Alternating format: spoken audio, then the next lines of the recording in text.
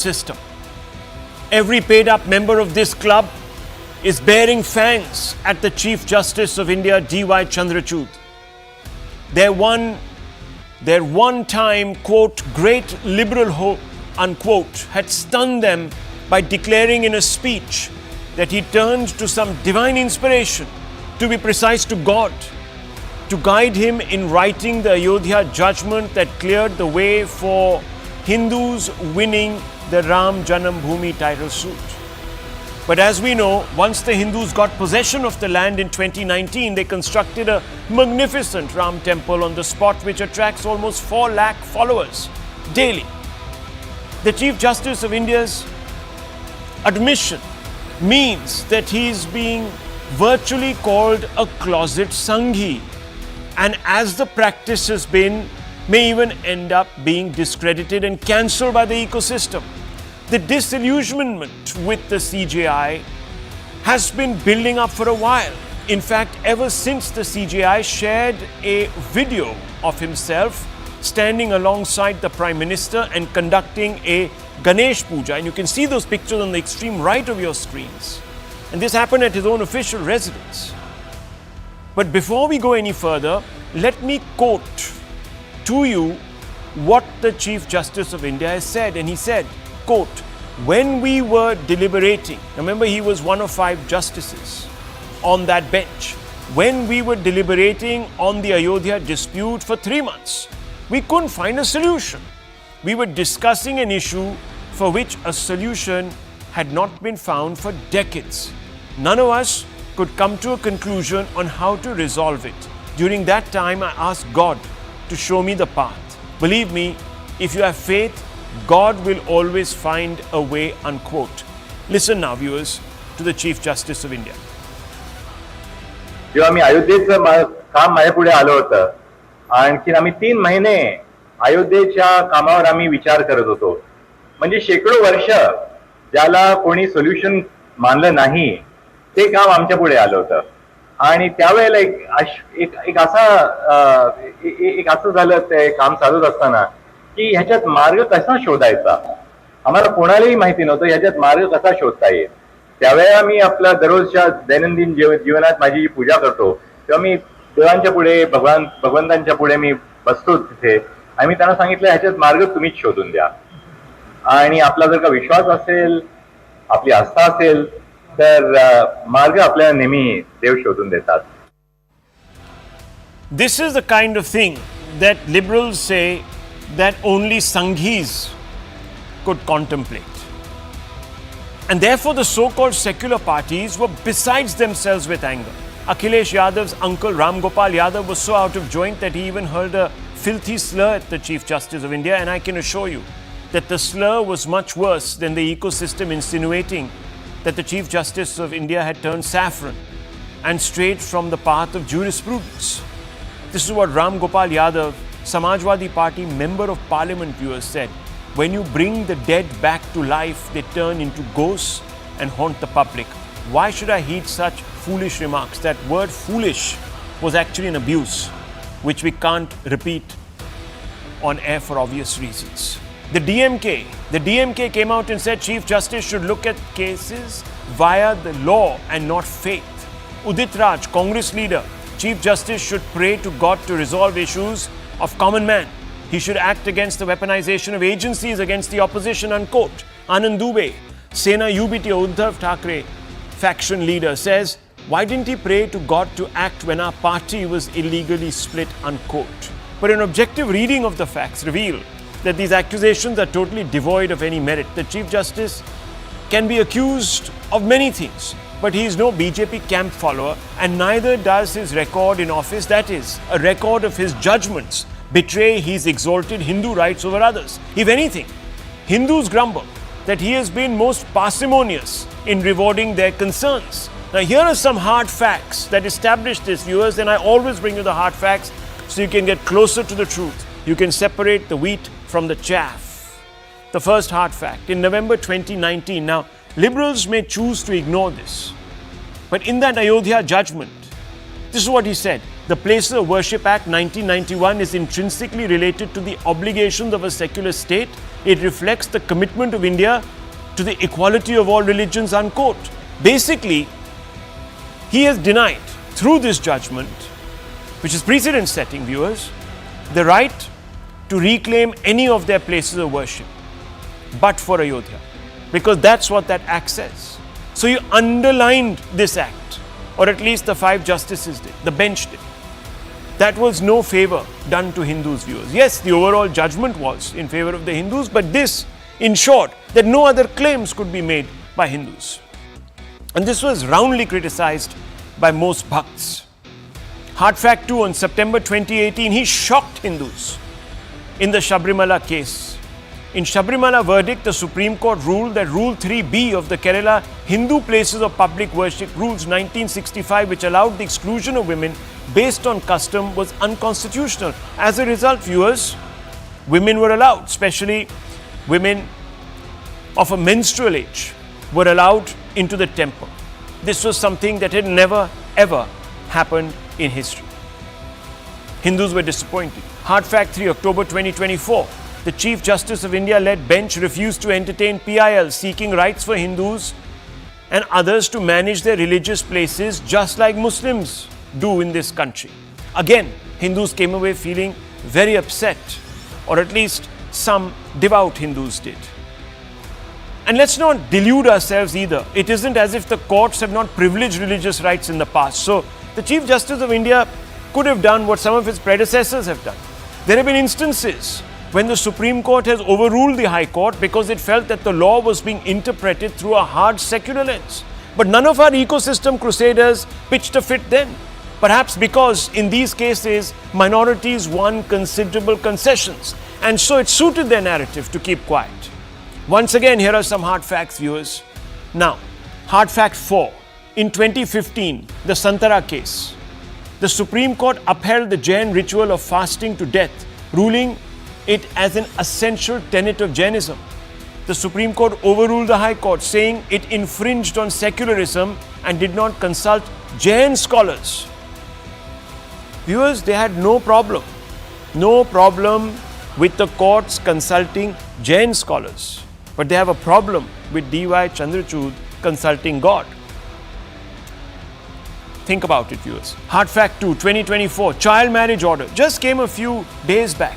The Supreme Court spurns the Union government's invitation to direct application of the Prohibition of Child Marriage Act to citizens irrespective of their religion and personal law. In fact, the Supreme Court said that we could not apply the ban on child marriage across all faiths. No one had a problem, viewers. Holding up religion, no one had a problem. Can you imagine, viewers, the Supreme Court coming out and legitimizing child marriage, the exploitation of girl children? Think about it, viewers. Hard fact 6, 1987. Bijo Emmanuel versus the state of Kerala. 3 students were rusticated for claiming their religious beliefs did not permit them to sing the national anthem. The Supreme Court overruled the action of the school authorities, saying they were violative of the fundamental rights to freedom of conscience and religion. They were perhaps also listening to some inner God, viewers, but no one had a problem back then. But they have a problem just because the Chief Justice looked to spiritual guidance. Moreover, the Chief Justice of India is not the first to look towards divine inspiration either to seek legal solutions in vexing cases. But no one ever suggested that these judges had turned communal, that they had sold their souls at the altar of communalism for some imagined gains. Here's hard fact 7. In 2017, Kerala High Court quoted the Ephesians 431-32 in a case between 2 church factions in Kerala. So here, viewers, they were quoting scriptures to pass a judgment over what was a property dispute. Hard fact 8, 2023, Kerala High Court quoted Ephesians again, 6:2-2-3, Proverbs 23:22 and Timothy 5:8 in a Christian maintenance judgment. So again, the holy book was being quoted. Here, the Chief Justice of India only asked God, contemplated and said, show me the right path. He didn't quote any scriptures, viewers. But there's a huge problem. In 2015, Gujarat High Court quoted multiple verses from the Quran to decide that a Muslim cannot be prosecuted for bigamy. Hard Fact 10, 2023, Justice Kurian Joseph stirred a controversy by reportedly equating the Catholic Church with the Bible. No one had any problems with this, viewers. No one said, oh my gosh, the High Court, the Supreme Court, all these justices have become communal, they're closet Sanghis. No one had a problem. But the Chief Justice goes to a puja with the Prime Minister, it's a big problem. He says in public that, look, sometimes when we are in stress, when we are not getting things, we look for some spiritual guidance. We look up to God. We ask Him to show us the way. All of us have done it, viewers. That doesn't make us communal, does it? Let's open this up. Let's have an informed conversation. We have with us Sanjay Hegde, a senior lawyer of the Supreme Court. Mr. Hegde, let it be very clear. I am not sitting here and advocating for some sort of theocracy. Let me be very clear. I don't even believe that the Chief Justice needed to have made this statement. But for a moment, let's look at the record. And I've shown you some hard facts. Why is only he being singled out for blame when he hasn't really done great favors? And I'm sure Dr. Ranganathan and Vishnu Jain will tell you how frustrated they are actually with the Chief Justice of India and the Supreme Court. May not be in particular, but certainly the institutions. So what is this whole sort of, insinuation that he's become a Sanghi, etc., etc.? Well, I have not insinuated that. Good. Okay. Yeah. Good. I mean, you seem to want a straw man, liberal, etc., etc. So I'm not playing that. No, don't. I must also tell. I have not asked you. Come I'm on. only saying, what do you make of it? No, I didn't blame you. You do. No, I haven't. Where have I said that you are a straw man liberal? Let's leave it at that. I'm asking you a professional opinion, sir. Yes, a professional opinion. The Chief Justice of India, much before he was Chief Justice, was also my professor of law. I've learnt a lot from him. That's wonderful. I respect him greatly. But there is a time and place for everything. Yes, I know of many judges who, even before they sit on the bench, they say a small prayer. I know of a judge who said that, God, let not any injustice happen at my hand.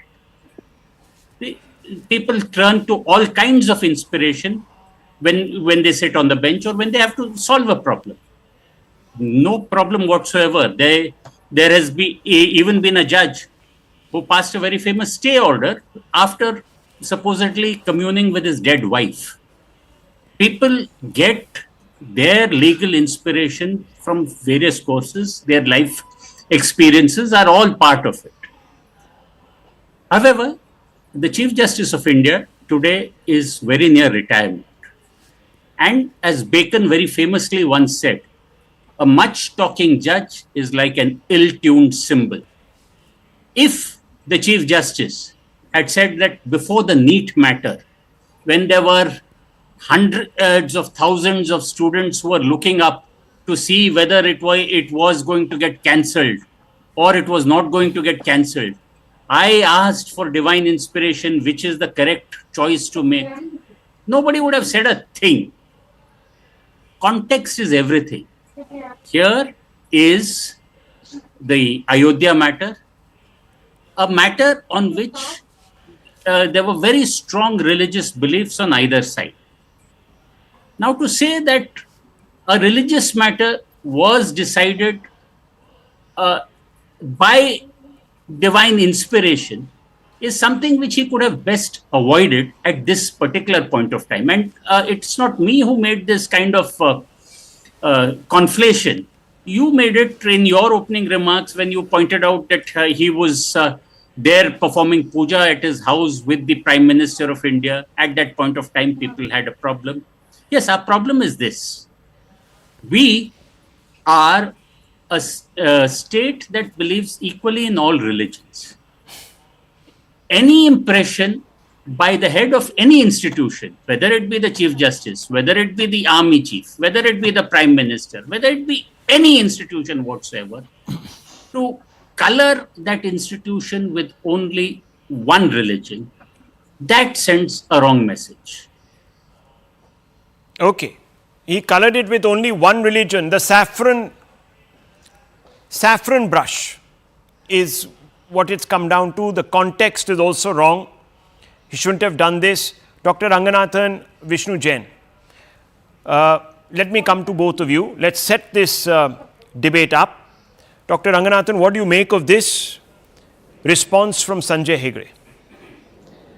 Good evening, Rahul, and good evening to my fellow panelists. Look, I'm afraid this is a deliberate and conceited attempt by the usual suspects to discredit the Ayodhya judgment. They've been waiting for this for 5 years. Praying to God for a solution does not mean that the solution was provided by God, and I'm saying it as a Darwinian atheist. Praying, meditating is to garner inner peace and confidence. Quote, I owe everything to Goddess Namakal who leaves formulae on my tongue in my dreams, unquote. Who said this? Ramanujan.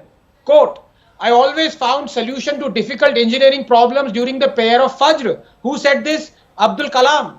Narendra Kapani, inventor of the fiber optic cable, was a religious Sikh and believer in the divinity of the sacred gurus. Quote, Earth was formed by God in 6 days, unquote. Who said this? Raymond Damadian, inventor of the MRI. ISRO chief prays regularly at Tirupati before every launch. Does all this mean that God discovered the value of pi, cryogenic engine, fiber optics, or the MRI? Also, ironical that many of those who are mocking the possibility of God dictating the judgment themselves believe that God dictated the holy verses that they and 2 billion of their co-religionists abide by. Besides, this same judge has ratified anti-Hindu places of worship act, anti-Hindu state control of temples, anti-Hindu Sabrimala judgment, refused to open criminal cases against Kashmiri Hindus victims of genocide. How is all this pro-Hindu? Rahul, the only friend of justice is evidence. And evidence it was that prevailed in the Supreme Court Ayodhya verdict. Let not anyone be fooled. I take you back to the story of the Turin Shroud during that 2000 years that was believed that to have been used for wrapping the body of Jesus Christ after crucifixion, until in 1989 when scientists proved through carbon dating that it was only 600 years old.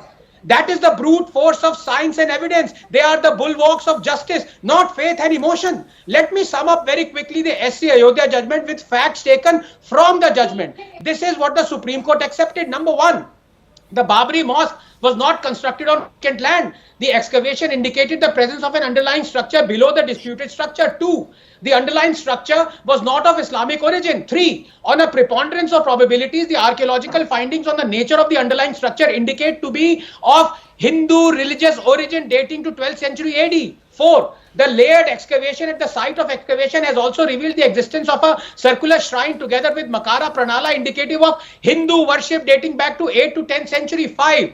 The underlying structure which provided the foundation for the mosque together with its architectural features are suggestive of a Hindu religious origin. 6. The ASI conclusion that the nature of the underlying structure and the recoveries which have been made would on stylistic grounds suggest the existence of temple structure dating back to 12th century would on balance of probabilities be a conclusion supported by evidence. 7. Finally, the 1891 ASI report also cited by one of the SC judges, and it unequivocally stated that Mir Khan built a masjid on Janamsthan during the reign of Babur, which still bears its name. Quote, this old temple must have been a very fine one, end quote. And after the Ayodhya judgment, when the foundations were being laid for the new Ram temple, you know it, excavations found tens of idols and inscriptions of Hindu gods and goddesses, all of which pointed to the fact that indeed it was a Hindu temple underneath the mosque. So it was not some divine intervention as is being alleged here. In the end, just 10 seconds. Rahul, justice and civilization won. Because to me, civilization is this unquenchable thirst of man to demand justice for his ancestors, to correct a historical wrong. For that exemplifies a continuity, an idea, a memory that can never be erased, that is worth fighting for and preserving. It makes, Rahul, justice greater than the sum of its parts. And what are the parts? Science and evidence. And let me also say, I'm coming back to you. Yes, I'm coming to you, Sanjay Hegde. I'm just coming to you. I just want... No, on a question of fact, I just want to say... absolutely wrong. He's absolutely wrong. The Supreme Court does not say that the mosque was built on a temple. It says that there is a period of 200 years which is unaccounted for. It, as a matter of fact, says that there was no temple which was destroyed to build that mosque. Now that Absolutely. is misinformation. Okay. Mr. Ranganathan, correct yourself. Okay, let me bring in someone else's. Yeah, okay. Yes. Hindu religious origin. Mr. Hegde, I am quoting 200 years between the last religious structure and the building of the mosque. Okay, so in the interim that we have this gap, there was maybe a Christian grave there or something. I mean, whatever you're supposed to think. Anyhow, one second, viewers. That's the Supreme Court judgment. Fair enough. And so, if Supreme Court lawyer misrepresented, if you Supreme misrepresent it, then you are doing injustice to your Sanjay viewers. Sanjay Hegde, there are many people who have done injustice to that judgment, let me tell you, and done a disservice to their followers. We all know this, so let's not, Okay, anyhow, look, we all respect the point you're making. Sanjay Hegde said that context matters. This is a religious issue where both sides had very strong, on either side there was a very strong belief, religious belief at stake. So, Vishnu Shankar Jain, I want to ask you, Kerala High Court quoted the Ephesians 4:31-32 in a case between two church factions in Kerala. This must have been really a tussle where the religions were extremely involved. This is not something that was, ephemeral or something that you couldn't put your finger on, like a contemplation. This was a book from which they were quoting. No problems there. No one said, oh, this judge, the Kerala High Court has become a Sanghi court. No one has said that, viewers. Nobody. Then he said context matters. So Kerala High Court quoted the Ephesians again in 2023, just last year. And this time, Proverbs also and Timothy also in a Christian maintenance judgment. Now here also the co-religionists were at each other's throats. But no problem there. Viewers, the Kerala High Court between 2017 and 23 remained the bulwark of secularism. But poor Chandrachud, he sat under a tree, looked up and contemplated God. He got whacked. He has taken this institution to the dogs. Okay. Gujarat High Court quoted multiple verses from the Quran in 2014. Yes, verses, the revealed word, as Dr. Ranganathan says, to decide that the Muslim cannot be prosecuted for bigamy. Here also, viewers, let me tell you, religious feelings must have been really at stake. And then, context matters. In 2023, Justice Kurian Joseph stirred a controversy by reportedly equating the Catholic Church with the Bible. So, how does this context differ when it applies to the Chief Justice of India and when it applies to several others? Vishnuji. See, good evening, Rahul. I think that there is a very emerging trend in our democratic process that if there is a judgment which is against your viewpoint, you not only criticize the judgment, you criticize the judge also. And let me give you certain examples. When you are giving the example of Justice Kurian Joseph, I will give you an example of Justice Kurian Joseph itself in 2015, wherein he said that I will not attend an event on Good Friday and there should have been a holiday on Good Friday. So if a judge, and let me just put it in perspective, if a judge is having a personal belief, if he is a believer, if he is worshipping the deity, and if he is taking divine intervention and spiritual intervention to come to a solution, what is the problem in this, Rahul? Let me quote you certain portions from Ayodhya judgment. In Ayodhya judgment, there are certain areas where we have lost, Rahul. And what are those areas? Hindu deity is a perpetual minor. This proposition of law, which was enunciated by the Allahabad High Court, was curtailed by the Honorable Supreme Court. So far as the aspect of historical wrong is concerned, that aspect was curtailed by the Honorable Supreme Court, which was argued by my senior Mr. Parasaran. So far as the aspect is concerned of Places of Worship Act 1991, which was not an issue at all in Ayodhya Ram Mandir case, that was also commented upon by the Supreme Court. Secularism being a principle was also brought in the Ram Mandir case. Apart from that, Rahul, 5 acres alternate land was given to the Masjid Committee in Ayodhya Ram Mandir case. Review petitions were filed, 11 review petitions were filed, and then it was dismissed. So the point is this, that if you are not happy with the judgment from past 5 years, let me tell you with lot of sense of responsibility, a proper conspiracy is going on to upturn the Ayodhya judgment, to create an atmosphere in the country that this Ayodhya judgment is erroneous, and somehow bring the masses so that this Ayodhya judgment can be overturned on the streets. Point number one. Point number two, Rahul, please appreciate that in Ayodhya Ram Mandir case, there were 5 honorable judges who decided the matter. Justice Abdul Nazir also decided the matter. Justice Ashok Bhushan also decided the matter. Justice Bobde also decided the matter. Justice Gogoi also decided the matter. And today you are calling names to the Honorable Chief Justice of India. I do not want to repeat here the comment of Mr. Ram Gopal. It is completely contemptuous. And as an officer of the court, let me tell you that he has undermined the dignity of the Honorable Court. Apart from that, Rahul, please appreciate a very important proposition that in Ram Mandir, you called lot of names to Justice Gogoi. Quid pro quo was alleged against him. What happened to Justice Nazir? Was he not made governor in Andhra Pradesh? Was there any voice in this country that it was a quid pro quo? Justice Ashok Bhushan is a part of commission in the national capital of Delhi. Was any comment made against Justice Bhushan? So you are making allegations against a particular judge, against a particular judge being an officer of the court, which is completely erroneous and contemptuous. If you are not happy with the judgment, reasonable criticism is permissible, no difficulty. But if you are criticizing the judge on the issue of timing, now just 30 seconds more. It is very, very erroneous. What are you trying to attribute to the Honorable Chief Justice of India? What do you mean by this timing?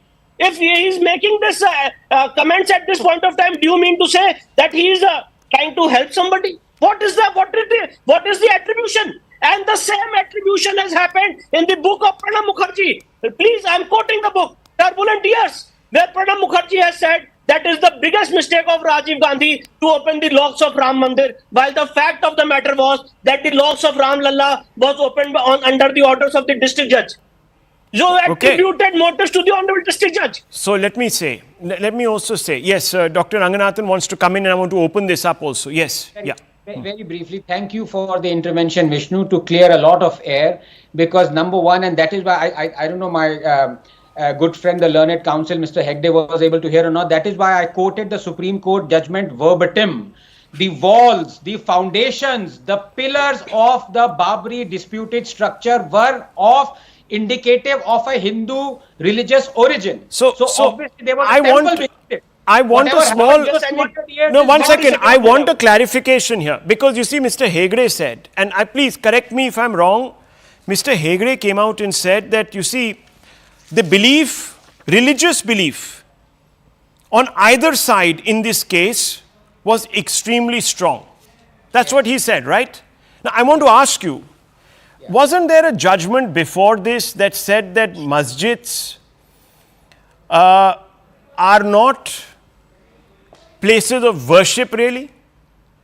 Ismail Faruqi's case. Ismail Faruqi case. That they came out and said that. Look, in presidential reference. Right. So, then this was just a property dispute for one side. How was it a matter of belief for one side? One side, yes, it was a matter of belief. The other side, it was a mere property dispute. That's why they kept saying, let's compromise.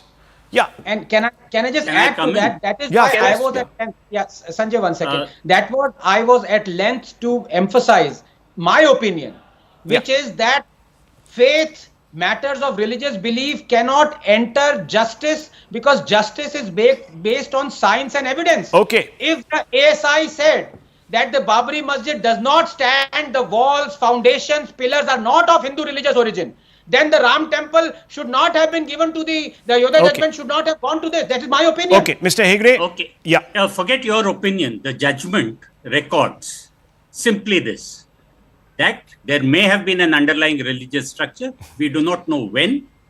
And that there is a period of 200 years between the structures that the ASI claims and 1563 when the masjid was built. That is, but despite all that, the Supreme Court says that both sides have proved their case, both sides are given decrees, and that we shall use our special powers under 142 of the Constitution of India to bring final peace. Okay. We will say that twice the amount of land be given to the Muslims, but at another site far away. No, I can't understand that. Viewers, just think about this, the absurdity. If your house is demolished by somebody else, Would you say, nay, let the other person who's demolished your house have the house, but we'll give you something, if you're living in, let's say, Noida, we'll give you something in Gurgaon. Go there. Listen, that is the Supreme Court's special power under 142. Yeah, but it's absurd, viewers. It's absurd. I mean, you will not redress. You are calling the Ayodhya judgment absurd. So what? One can say on this particular issue, I haven't. This matter went up, sir, in a challenge. This matter went up in a challenge. The grant of land 5 kilometers away. I still can't understand why it was given. That's what I'm calling into question. I find that absurd. Yes, you might have done it out of a sense of largesse and benevolence and all of that. But that doesn't work. Just decide whether you are for the Ayodhya judgment or you are against the judgment. I am trying to bring out, sir, in stark terms, also some of the absurdities where the judge goes into the Places of Worship Act, which was not even impugned in any which way. He had no business going in there. So he had no business going in there. One second. No, please. Don't apply this blanket. No, I'm using your own technique. I am saying, sir, that an aspect of it,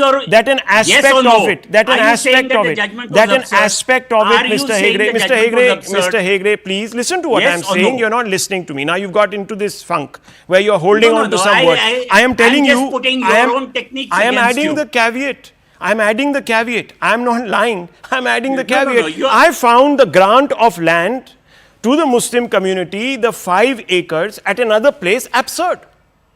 That doesn't mean that the judgment was wrong. You have to take the judgment as a whole, right? One second. Listen, that area was also challenged.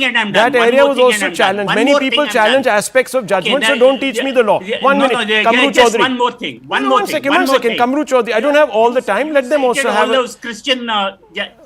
those Christian verses. Let me also tell you that when the courts decide on Hindu matters of faith, between 2 sections of Hindus, then it quotes a lot of Hindu verses. Precisely, as well. Thank you for saying. That That proves my point. QED. That when it happens, we are all quiet. Actually, you've proven my point. This happens regularly, viewers. But you see, the Chief Justice of India has to be pulled up by the neck and dragged to the nearest lamppost. That is what happens, viewers. The context doesn't matter in all these cases. In the religious cases also, the context doesn't matter. But in Ayodhya, the context matters. You've just proven my point. Kamru Chaudhary, please. Hussain sir. Yes. Rahul, thank you for coming at the last fag of your debate. But anyhow, very quickly for the benefit of the viewers, this entire issue of the Ram Janmabhoomi and the Babri Masjid case is already a dead horse. Why flog it now unnecessarily and weep up patience right now? That's my first point of view. Because we all know and we all criticize the judgment when the case actually came up at that time. And we even went on record and said that the entire judgment was ultra virus of the Constitution. And today the Chief Justice of India had seconded our views at that time. Because during the judgment in page number 215, what did the judgment say? It is true that in matters of faith and belief, the absence of evidence may not be an evidence of absence. And today also the Chief Justice of India has seconded that he has given this judgment on the basis of his inner faith. It's true, fine. All the Hindus and Muslims of this country have accepted the judgment and said that let us proceed along. There is nothing left in it.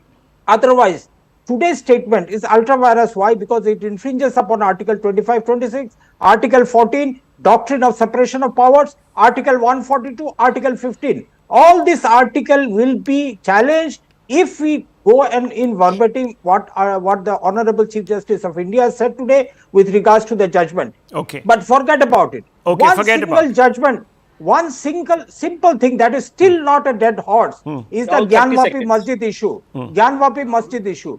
When the basement puja. Okay, but let's not bring that in. Kamruji, let's not bring that in. That's a separate matter. It's Rahul. And you said the judgment of Places of Worship Act does not apply to the Gyanvapi Masjid. But you maintained the status quo just because a court in Uttar Pradesh had allowed the puja in the basement. Okay, there are two different issues. One second, there are two different issues. Yes, Hassan Saab, 1 second. Hassan Saab, yes, बोलिए. Go ahead. बहुत बहुत शुक्रिया कि 29 minute बाद आपने इतनी मोहब्बत दिखाई राहुल साहब ji. Supreme court is supreme but not it is not infallible. और जस्टिस अभी संजय हेगड़े साहब ने बड़ी अच्छी बात कही, पूरी बात आप समझ गए होंगे। और चीफ जस्टिस साहब संविधान से ऊपर नहीं है, हम उनकी इज्जत करते हैं। चीफ जस्टिस साहब को यही डिवाइन, जो उमर खालिद, सैफी और जो लोग जो 5 साल से जेल में बंद हैं, उस पर भी ध्यान देना चाहिए। चीफ जस्टिस साहब को इस चीज पर भी ध्यान देना चाहिए कि 35 जज सुप्रीम कोर्ट और हाई कोर्ट के रिटायर्ड विश्व हिंदू परिषद के सभा में चले जाते हैं और वहां पर लॉ मिनिस्टर रहते हैं, तो समझ में नहीं आता है, शक उठता है। हमारी अधिकार है, संवैधानिक है। मोदी को बुलाते हैं, वीडियो जारी करने की जरूरत नहीं थी, मोदी जी आ सकते हैं, प्राइवेट अफेयर था, लेकिन देश को वीडियो जारी करने से संविधान हम मानने वाले हैं। नागपुर से देश नहीं चलता है, संविधान से चलता है। और राहुल साहब एक बात और बता दें, आपने 11 अक्टूबर को एक ट्वीट किया था हैदराबाद में एक मूर्ति के टूटने पर, लिख दिया था आपने लुंगी वाले का सस्पेक्ट है। डीसीपी वहां के यादव जी हैं, उन्होंने कहा कृष्णा गौड़ ने किया था, उसको भी ट्वीट आप ठीक कर लेते तो अच्छा होता। Supreme court is supreme but not infallible. किसी मुस्लिम पक्ष ने मुस्लिम पर्सनल लॉ बोर्ड ने जमीन नहीं मांगा था, 5 एकड़ जमीन नहीं मांगा था। मस्जिद हमारा आस्था है, जब क़यामत के सुबह तक बाबरी मस्जिद हमारे लिए है और रहेगी, ये मेरा सच्चाई है। आप जबरदस्ती कोई चीज राहुल साहब जबरदस्त सर, आप ट्वीट भी सुधार कर लीजिए। और एक ट्वीट मैंने अगर आप सर एक चीज मेरे नाना खुद चीफ जस्टिस थे, मेरी माँ बोलती थी कोई भी रिलीजियस फंक्शन में वो नहीं जाते थे, ये एक चीफ जस्टिस का प्रोटोकॉल था, वो अवॉइड करते थे। हम घर में बट आप चाहते हैं कि सुना है, तो उम्मीद करते हैं कि जो भी जज है वो थोड़ा सा इस बात का ख्याल रखें। थैंक यू जी, दुनिया का, देश का, संविधान का, जज्बात का ख्याल रखें। ठीक है, just 1 second viewers on this tweet business that he is raised. I was quoting an officer who said this. I didn't say these were not my words. I put them in quotes. I put them in quotes, sir. If you don't understand English grammar, it's not my problem. Point number two, viewers, on this issue of, you see, we should not have a crossing over of executive and religion and state and all that. Aren't these the people who first say that we should have... Okay, stop. I'll have to lower your fader. I don't know why you're speaking over me. Am I speaking over you, sir? I'm moving on to the next debate. You're misquoting me. It's fine. I'm not going to get myself in a twist. It's okay. We are all grown-ups here. Now, I just want to say, viewers, one thing. Then don't insist that the Prime Minister must wear the skull cap and roam around. Because that's what they want. They want him and they make a big deal out of it. Must wear a skull cap. He doesn't wear a skull cap, so he must be communal. This is what they say, viewers. And now they're saying that hum kabhi nahi jate hain, we never went as court officers to any religious function, but the Prime Minister must wear a skull cap. Why, viewers? Why aren't we applying a standard argument? Why is it that the context doesn't matter when the Kerala High Court quotes the Ephesians, but context matters when the Chief Justice makes a suggestion? Let's move on, viewers, because there has been a monumental development. India and China have arrived on a patrolling arrangement along the line of actual control, the LOC in the Himalayas, and it can lead to disengagement and resolution of tension that began with skirmishes in May 2020. Foreign Secretary Vikram Misri said today in a press conference. The breakthrough has come significantly ahead of Prime Minister Narendra Modi's visit to Russia to attend the BRICS summit tomorrow. It is understood that the agreement pertains to patrolling in Depsang and Demchok areas. Here's exactly what the Foreign Secretary said at a press conference, and let me quote him. These talks have resulted in an agreement on patrolling arrangements along the line of actual control in the Indian-China border areas, leading to disengagement and a resolution of the issues that had risen in these areas in 2020, unquote. Sometimes later, at an event put together by NDTV, the Foreign Minister S. Jaishankar came out and confirmed that the agreement had been reached. Listen in. We reached an agreement on patrolling, and with that, the disengagement, we have gone back to where the situation was in 2020, and we can say with that the disengagement process with China, you can say, has been completed. And China has been locked in a standoff along the LAC with India, as you know, viewers. The Pangong Lake, let's have a look at the map. The Pangong Lake, the north bank of the lake is divided into 8 fingers, with India claiming its territory up to finger 8 and China claiming its territory up to finger 4. Galwan River Basin, the Chinese built a compacted road up to the middle of the valley and built small posts in the river valley. Daulat Beg Oldi, again another contested area. The Chinese encroached into the DBA sector. which is on the Indian side. The DBO airstrip is accessible by the Darbuk Shiok DBO road. The Gogra post, the Chinese built military built up near the Gogra post. Demchok region, the Chinese were active in the region and moved heavy equipment there. The Kurang Valley, also known as Hot Springs, Depsang Bulge area, Gurung Hill, Rekinla, all of these places, viewers, have seen a standoff. The last few years have seen Prime Minister Modi being able to drive home the diplomatic advantage in quite a few challenging circumstances. Let me run you through a couple of them. Delhi has been able to, for example, play Washington onside and continue trade with Russia despite US-driven sanction regime post the Ukraine war. India has been able to continue its support for Israel without undermining ties with several West Asian nations. India has been able to ink a long, elusive and historic border land agreement with Bangladesh in 2015. India under Modi has launched strikes across the LOC not once but twice to punish pact Islamist terror. In 2018, India granted strategic trade authorization Tier 1 status, enabling the country to access a broad spectrum of military and dual-use technologies without the need for licenses. There have been certainly other areas where Modi diplomacy has actually yielded results. So let's open this up and let's understand what has actually transpired. Is this as big a success as it is being made out to be? Are we also now back at that place before that unfortunate incident in Galwan? Let's ask those questions. I have with me Ajay Shukla. He's a defense expert. Mr. Shukla, how do you read what has transpired? Is this a breakthrough? Rahul, thanks for having me on the show. If there had been some proof from the Chinese side that such an agreement has been reached and it exists, I would say this has been a genuine breakthrough. But the striking thing about what is happening today is that you have the Indian foreign minister announcing an agreement and not a word about the agreement from the Chinese side, neither the Ministry of National Defense nor their foreign ministry. Given that India has always tried to overplay its own role and sort of downplay the role of China, this rings a bell. It sets off the alarm bells. Normally, when you have an agreement between two countries, you either have a joint statement or you have a jointly released statement from both the capitals at the same time. This time you have only a statement from India and nothing at all from China. So I'm waiting to see what China has to say. Okay. RP Singh. Well, we should wait for the few more days. I'm hopeful during the BRICS the things will happen and the things will be out in open in Kazan, and in the meeting there things will be more open, and it's probably being held just because of the bilateral meeting which has to happen there, and more of what has happened has to happen now. Probably something more need to be announced, and that's the reason it's being withheld. No, but the government has come out.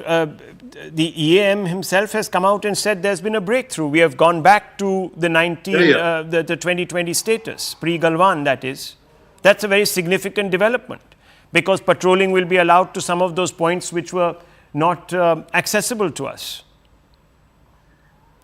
Yes, obviously, the patrolling will be allowed, and then probably in today's world of technology, it can all be seen now after probably a few days when finally the patrolling starts happen, and then it can be seen. And also the way the patrolling is happening in Pangong and other areas in Galwan and other areas, that can also be seen now. It's nothing which is hidden now under the scanner of the satellite imageries.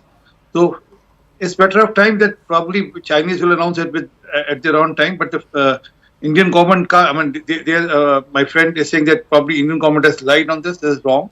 The Indian government has said what has transpired between India and China. No, so the insinuation, Colonel, is that the Indian government has misled the country. Is that what you're saying, Colonel Shukla? Yeah, exactly in the same manner as the Prime Minister misled the country when he held an all-party meeting in the wake of the intrusions and said, "Na koi ghusa hai, na koi ghusne denge, koi Bharat ka post unke haath mein nahi hai." That was patently false and untrue, and it gives cause for sort of a certain degree of skepticism when the same government, and only at a one rung lower down than the Prime Minister, says that there's been an agreement with China, but China is not corroborating this in any way. Okay. Dr. Ranganathan. Rahul, I speak as a layman because you have a couple of experts on the panel. But to me, I think it's not about whether the agreement has happened or not. It's great if it's happened. The Colonel says we have to look for or find out what the Chinese view is. Fair enough. That's absolutely right. But the fact of the matter is, as a layman, it is at long last about the hypocrisy of the opposition, and not just any opposition. The opposition being Rahul Gandhi and the Congress. I wonder what their view is now. The same Rahul thought nothing of Chinese transgressions before 2014 during the UPA rule. Let me remind everyone what his advisor said, and I quote, "The India-China border is not yet defined. And so when the Chinese make incursions, it only means that they haven't entered our territory," unquote. The same Rahul was tight-lipped when China occupied 640 square kilometers of eastern Ladakh during the UPA, a fact reiterated by UPA's own Foreign Secretary, Mr. Sharan. Who knows? Perhaps calling for the breakup of Ladakh was an obligation on part of the Congress in that MOU that is signed, that is still not being made public, with the Communist Party of China back in 2008. The same Rahul was tight-lipped when China managed to make 600 incursions in the Indian side between 2010 and 2013, including in 2013 when the Chinese entered 28 kilometers deep into our territory at Dapsang, including on June 17, 2013, when the Chinese transgressed deep into Chumar, an incursion that the UPA did not disclose, Rahul, for 3 weeks for fear of public anger, forcing cancellation of a government functionary's visit to China. The same Rahul remained silent even as our trade deficit with China, that was $1.5 billion in 2004, climbed to $37 billion by 2014. The same Rahul was tight-lipped, saying, in fact, his advisor was saying that Galwan, the very same Galwan that Modi was being accused of losing to China, that same Galwan was under Chinese occupation before 2014, as quote, "Since the 1962 war, China has extended its control over the entire Galwan River," unquote. So let's not go about what the statement has been. I do agree, but let's also cheer a little for something has come to its final conclusion. Okay, let me bring in Maruf Raza also. Maruf Raza, how do you see this? The EAM has come out and said we've had a significant breakthrough. We are back at 2020. So how do you assess this? You need to speak up. I think you might be on mute. Yeah. Yeah. Can you hear me? Yes, I can hear you now. Go ahead. Okay, we can't hear you. Something is wrong with your line. Maruf Raza, I think you've got yourself on mute, please. Unmute yourself. Thank you. Okay. Colonel Shukla, you want to respond to what Dr. Ranganathan had said? Yeah, I think that there is a sort of an all-round deficiency in the way that our strategic community and our political leaders approach this whole dispute with China. I think there's sort of the kind of belief that as long as we can accuse the other side of something, and that something is usually inadequacy in dealing with China, as long as we can accuse the other side, we're in the game. It's all okay. I think that we really need to grow up as a country. We really need to start treating these completely unacceptable ways. But Colonel Shukla, I mean, look, I'm not trying to in any way cheerlead for anybody, but I'm finding this rather bizarre. Why would the Indian government stake its credibility and come out and say this, something that can be very easily refuted? I'll answer that very sort of simply and succinctly. Yeah. Why did the Indian government stake its reputation on the Prime Minister after an all-party meeting where he briefed the members of the opposition on what had happened? He came out and said, this is practically at the same time as that awful Galwan. Can I answer that? Yeah, answer it after he finishes. He's repeating it again and again. He's repeating again and again and then putting a false statement. Fact is, even that time, Colonel Shukla, not an inch of land was under occupation. It was a buffer It area was an inch where of land both which Colonel the same... Shukla, please, sir. Okay, let's not speak over each other. Yes, finish your point, RPC. No, I was talking when you interrupted. Yeah, Colonel, finish your point, please. What is the point? RPC, you can respond. Yeah. The point I'm making is that both sides have been guilty of lies at the worst and economies with the truth at the best. And that is, at least for me, as somebody who's an observer in these high grand games, this is completely unacceptable, and neither the Congress... Okay, is it lies as Colonel Shukla seems to be suggesting, or are we just being extremely cynical because something is given that was unexpected and the ecosystem is in shock? I don't see the Congress getting really very uptight about anything. They haven't even responded except for one tweet from Jairam Ramesh, if I'm not mistaken, and he's on his own tangent. So RP Singh, would you like to respond, please? Well, I will go by what then General said on a TV channel, probably yours, if I rightly remember. He said on CNN that yes, not an inch of land is under occupation of China, which was in occupation of India. Well, there are buffer zones, there are grey areas. I mean, obviously, both of us reach out to those areas. We go and capture those areas, and they also capture our areas. But that's point aside. But not on the points where we were there earlier. And then how can I disbelieve a general of the country? You know, the same people who you're saying have come out saying not an inch of land has been under Chinese occupation. These are the same people who 2 days later get up and announce an agreement. That is, this particular agreement that we're talking about, which has been announced by the foreign minister, is the same foreign minister who said there is no intrusion, there is no ingress by the Chinese. I think he's talking about, no, hang on. What are There you is no having ingress. about? I'm sorry, I think we're misrepresenting what the foreign minister said. Let me just put this out. And he said, I can confirm that FS has said, we reached an agreement on patrolling. And with that disengagement, he's talking about disengagement and patrolling. Why has we have gone. China Well, let me finish, sir. Let me finish. We have. No, hang on. Just a minute, please. I can't answer for China. I don't know why China. Maybe they fear loss of face. Maybe their big boss Xi Jinping has been brought to this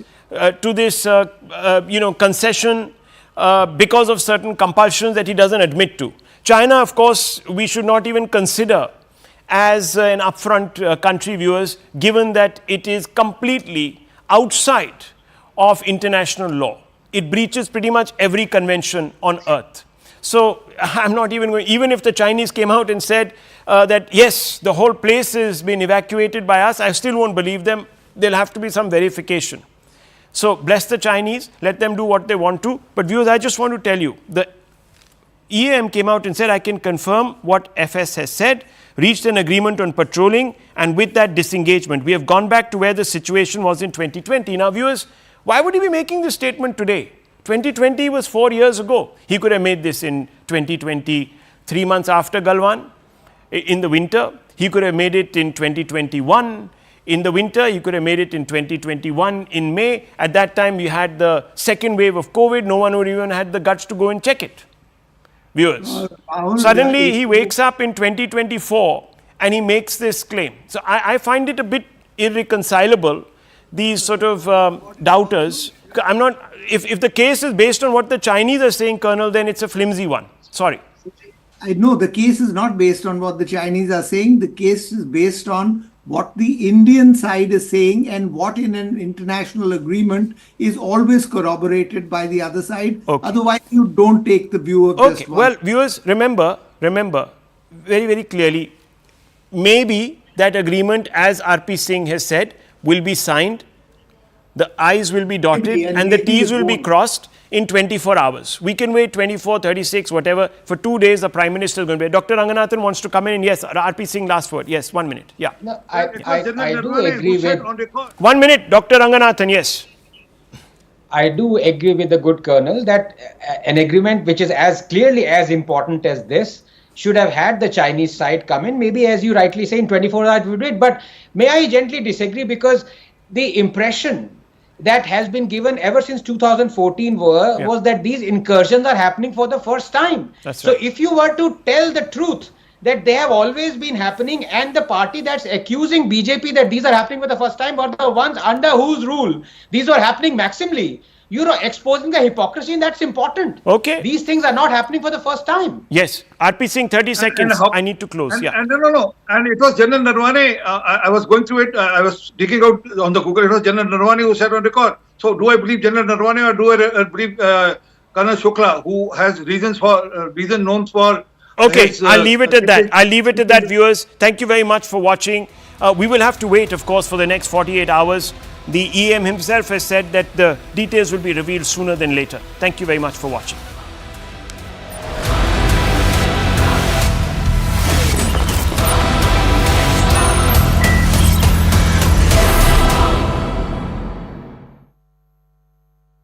This Diwali, where 24 hours have gone by and the person who had placed the bomb over here has still not been identified by the Delhi police. I'll just try and show you around in the visuals over here the area in which the bomb blast happened.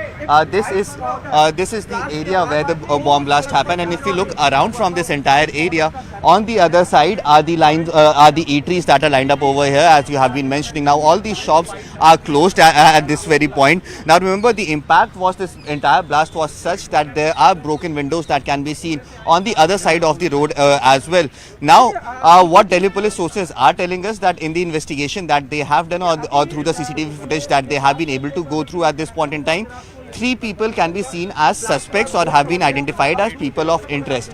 One of them was a person who was seen at this very spot on Saturday night at approximately 10:30, 11 p.m. in the night. He was seen at this very spot, he waited at this spot and then went away from here.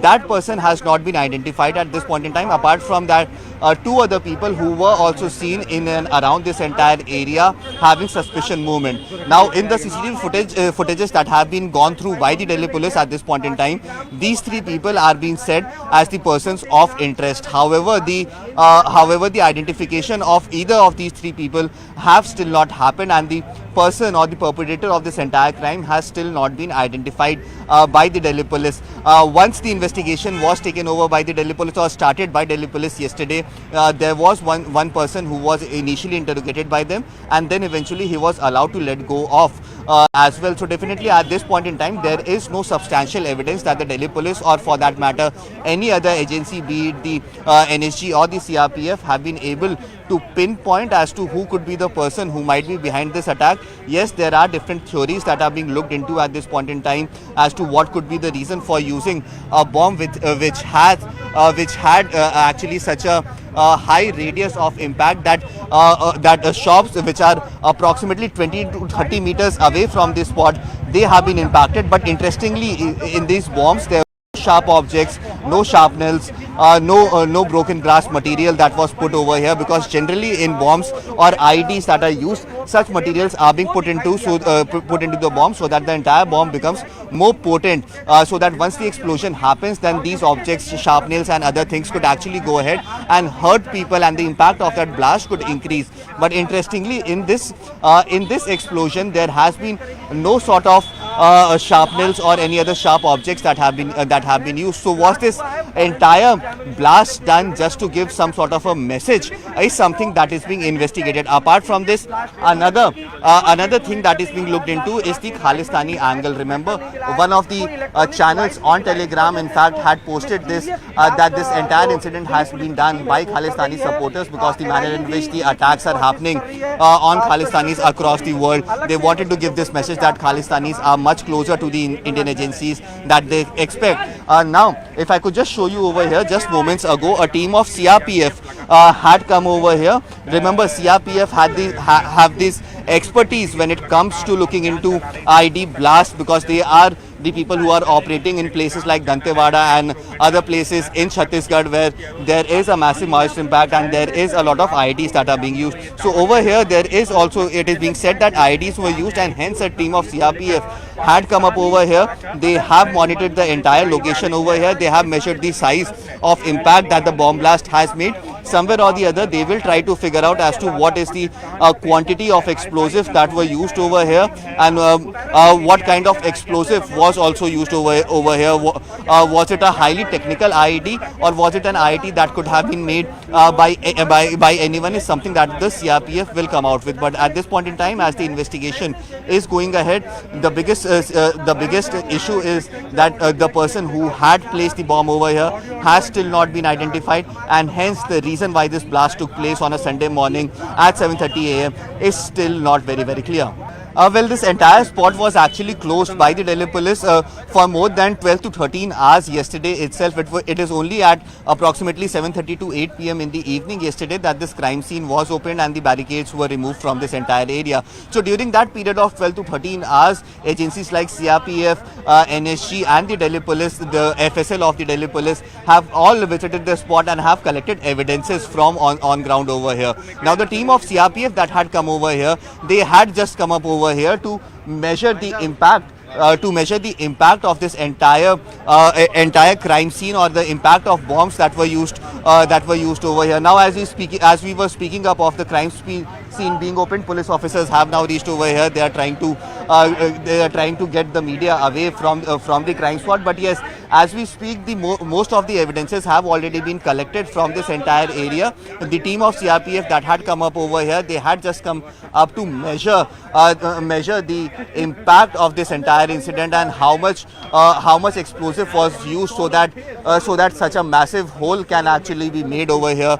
This is something that has been measured by the CRPF at this point in time. Definitely, investigation is going on from different angles in this entire matter, but the first focus of all these investigating agencies is to actually make sure that the person who had placed the bomb over here, that can be identified. More than 24 hours have elapsed. There still is no clarity as to who was the person who had placed this bomb over here and at what time was this bomb placed over here.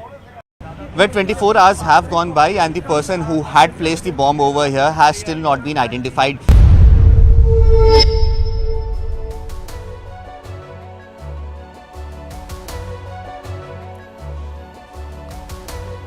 Hello, Namaskar. This is First Post and you're watching Vantage with me, Palki Sharma.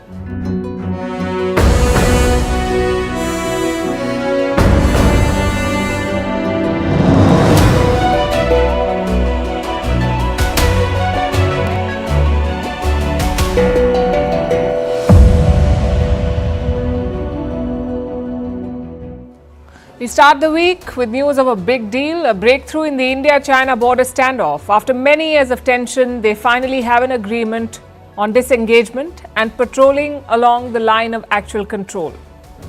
What does it mean? How was this deal achieved? What made China finally see sense, if they have that is, and what happens next? On Vantage tonight, we'll bring you the full story. Meanwhile, Israel's plans to attack Iran have been leaked. We'll look at what they say. New videos of Hamas chief Yahya Sinwar are out and images of his wife carrying a luxury handbag. We'll break down the narrative war that the IDF is fighting. In the Canada row, India's High Commissioner makes an explosive statement. He says Khalistanis are